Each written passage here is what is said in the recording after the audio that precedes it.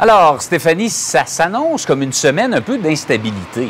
Ah, ça résume très, très bien. On va avoir en fait, là, ce qui se passe, c'est un système dépressionnaire qui est bloqué à l'est de la baie James parce que si on se déplace à l'est du Québec, ça commence à être mêlant, il y a un anticyclone qui la bloque. Donc, elle va faire un peu du surplace cette semaine. Donc, à tous les jours, on devrait avoir des probabilités d'averses, des averses isolées et ça apporte tout de même beaucoup de nuages. Donc, c'est pour ça qu'aujourd'hui, ça va être généralement nuageux dans l'ensemble. On va avoir un petit peu moins de pluie qu'hier. Hier, on a eu tout un coup d'eau sur le sud de la province là, en soirée. On a reçu entre 15 et 20 mm en 2 heures. Je vous rappelle que la première semaine du mois de juillet, on a reçu 0,4 mm. Donc, on est vraiment en train de rattraper tout ce qu'on n'a pas reçu depuis le début de la saison. Ça a été un été très sec jusqu'à maintenant. Donc, encore quelques averses en perspective. On voit pour Montréal, Sherbrooke, Gatineau. Risque d'orage aussi, surtout en après-midi.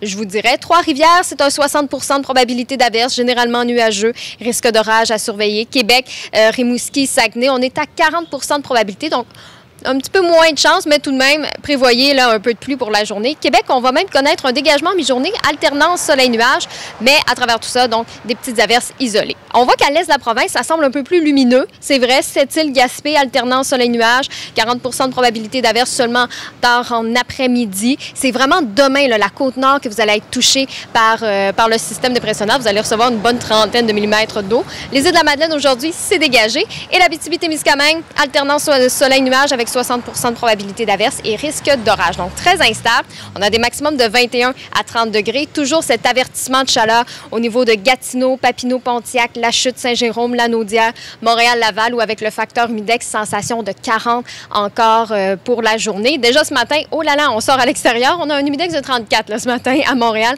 C'est assez chaud. C'est à compter demain que tout ça va commencer à baisser. Demain, ça va se dégager au cours de la matinée pour Montréal, un maximum de 29, humidex 36. Mercredi, on a des possibilités d'averse, des possibilités d'orage, humidex 33. Donc, on voit déjà là que on va avoir toute une différence là, en milieu de semaine. Jeudi, 40 de probabilité d'averse. Vendredi, ça devrait être assez beau.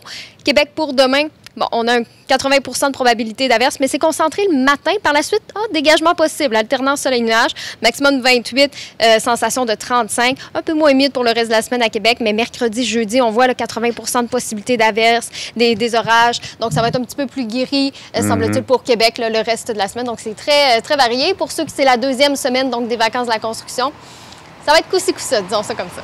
Oui, beaucoup de péripéties à prévoir. Oui, faut prévoir tous les scénarios. Exactement, il faut être prêt. Merci Stéphanie. À tantôt. À tantôt.